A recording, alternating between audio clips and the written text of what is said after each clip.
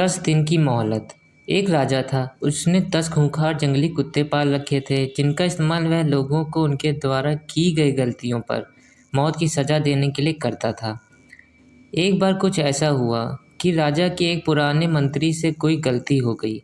ये अतः क्रोधित होकर राजा ने उसे शिकारी कुत्तों के सम्मुख फिकवाने का आदेश दे डाला।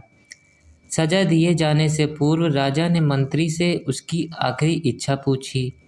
राजन, मैंने आज्ञाकारी सेवक के रूप में आपकी 10 सालों से सेवा की है। मैं सजा पाने से पहले आपसे 10 दिनों की मोहलत चाहता हूँ। मंत्री ने राजा से निवेदन किया। राजा ने उसकी बात मान ली। 10 दिन बाद राजा के सैनिक मंत्री को पकड़ कर लाते हैं और राजा का इशारा पाते ही उसे खूंखार कुत्तों के सामने फेंक देते हैं। परंतु यह क्या, कुत्ते मंत्री पर टूट पड़ने की बजाय अपनी पूंछ हिला हिलाकर मंत्री के ऊपर कूदने लगते हैं और प्यार से उसके पैर चाटने लगते हैं। राजा आश्चर्य से यह सब देख रहा था। उसने मन ही मन सोचा कि आखिर इन खूंखार कुत्तों को क्या हो गया है, वे इस तरह क्यों व्यवहार कर रहे हैं। आखिरकार राजा से रहा नहीं गया। उसने मंत्री से पूछा, ये क्या हो रहा है? ये कुत्ते तुम्हें काटने की बजाय तुम्हारे साथ खेल क्यों रहे हैं?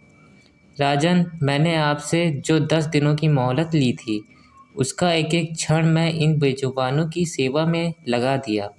मैं रोज़ इन कुत्तों को नहलाता, खाना खिलाता व हर तरह से उनका ध्यान रखता। ये कुत्ते खूंखार और जंगली होकर भी मेरे 10 दिन की सेवा नहीं भूल पा रहे हैं।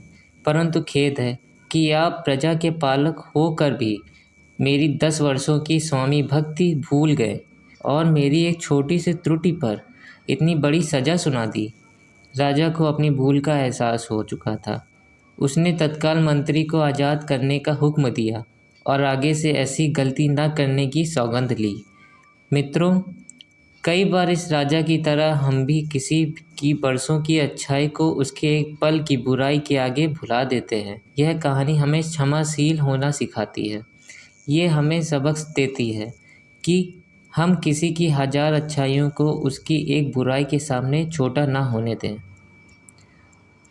दोस्तों, अगर आपको ये कहानी अच्छी लगी है तो हमारे चैनल को सब्सक्राइब करें, लाइक करें, कमेंट करें और शेयर करें।